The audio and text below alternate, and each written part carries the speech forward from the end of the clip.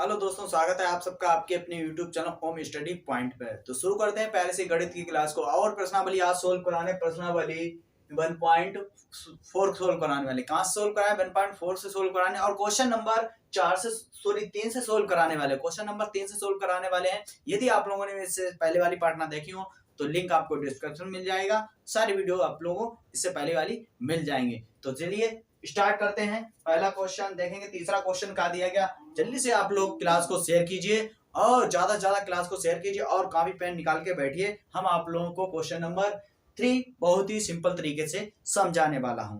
तो देखेंगे आप लोग, स्क्रीन पर क्वेश्चन आ चुका है, और नहीं तो आप लोग किताब में देखिए। तो क्या दिया, आपको याद होगा कि पाई को एक वृत्त की परिधि मान ली सी और इसके व्यास मान लिया डी के अनुपात से परिभाषित किया जाता है, अर्थात पाई बराबर सी अपॉन डी। यह इस तथ्य का अंतर्विरोध करता हुआ प्रतीत होता है कि पाई अपरिमेय है। इसे अंतर्विरोध का कर आप किस प्रकार करेंगे? तो चलिए हम लोग इसको दिखाते हैं। एक हमने व्रत बना लिया। क्या बना लिया? एक हमने व्रत बना लिया। ये इसकी परिधि क्या दे देगी हमें? पाई, यानी कि पाई दे देगी परिधि। और हम क्या करेंगे, ये त्रिज्या अगर हमने 1 सेंटीमीटर मानी है तो हमारा व्यास टोटल इसका क्या होता है? दोगुना हो जाता है। ये क्या हो जाएगा? 2 सेंटीमीटर। अगर त्रिज्या हमारी 1 सेंटीमीटर, व्यास कितना हो जाएगा?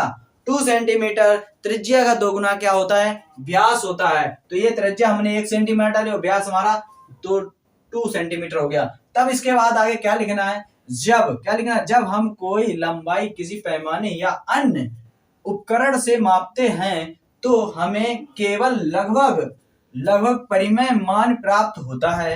अतः हम महसूस नहीं कर सकते कि सी या डी अपरिमेय है। क्या करेंगे? महसूस नहीं हम कर सकते हैं कि सी हमारा क्या हो, सी हमारा अपरिमेय होगा या डी हमारा अपरिमेय, यानी कि सी नहीं ज्ञात कर सकते। क्या कर सकते हैं? सी और डी हम ज्ञात नहीं कर सके हमारा परिमेय है या अपरिमेय है। समझ रहे? अपरिमेय है। तो चूंकि बाद इसके बाद लिखना है, इनमें कोई विरोधाभास नहीं होता है। किसमें? सी और डी में कोई भी विरोधाभास नहीं होता, इसीलिए हम ज्ञात नहीं कर सके सी या डी अपरिमेय है या नहीं है। यही हमारा आप लोगों को एक फिगर बना के ये आगे इसके नीचे लिख लेना है आप लोगों को। अब चलिए देखते हैं इसके बाद देखेंगे चौथे क्वेश्चन पर। देखेंगे चौथा क्वेश्चन क्या दिया गया, देखेंगे आप लोग। चौथा क्वेश्चन दिया गया, संख्या रेखा पर रूट 9.3 को निरूपित कीजिए। संख्या रेखा पर क्या है? संख्या रेखा पर रूट 9.3 को निरूपित कीजिए। तो चलिए हम निरूपित करते हैं संख्या रेखा पर। क्या हमने एक संख्या रेखा बना ली। रूट 3 को हम क्या बाहर निकालेंगे? रूट 9.3 को बाहर निकालेंगे, कितना आ जाएगा? 3.3 निकल के आ जाएगा। एक हमने संख्या रेखा खींची, कहां तक? 3.3 तक एक संख्या रेखा, इतनी दूरी हमारी संख्या रेखा आ गई है। तो क्या करेंगे, इसके बाद ये डायग्राम बना के यहाँ बिंदु रख के, यानी प्रकार रख के यहाँ पर चाप लगाएंगे। ई से यहाँ तक निकल जाए, इसे एफ को हो जाएगा, प्रदर्शित हो जाए। फिर इसके बाद आप लोगों को डायग्राम बना के उसके नीचे क्या लिखना है, चलिए दिखाते हैं क्या लिखना है।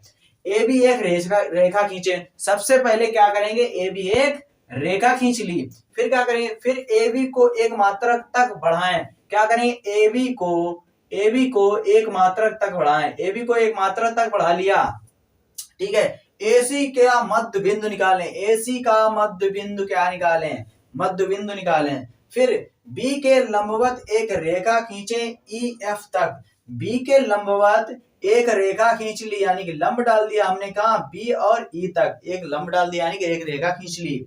फिर इसके बाद लिखना है बीई दूरी से चाप लगाएं। बीई दूरी से चाप लगाएं जिससे ई बीई और बी एफ कहां से, यानी बीई दूरी से एक हमने चाप लगा दिया या चाप लगा दिया। अतः इसके बाद फिर लिखना है एफ बिंदु को प्रदर्शित करता है, यानी चाप लगाया, यहां से चाप लगाया, फिर हमारा क्या? एफ बिंदु यहां पर प्रदर्शित हो गया। यही हमारे ये क्वेश्चन थे। तो जल्दी से आप लोग ज्यादा ज्यादा को शेयर कीजिए। ऐसे ही आप लोगों को नोट करना है, नोट कर लीजिए जल्दी से।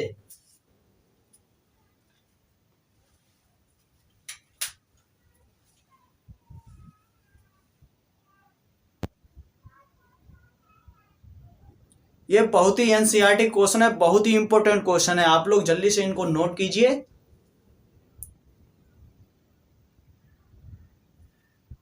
और चैनल पर आप लोग नए आए हैं तो चैनल को सब्सक्राइब कर लें, बेल आइकन को जरूर ऑन कर लें ताकि हर नोटिफिकेशन सबसे पहले आप तक पहुंच सके।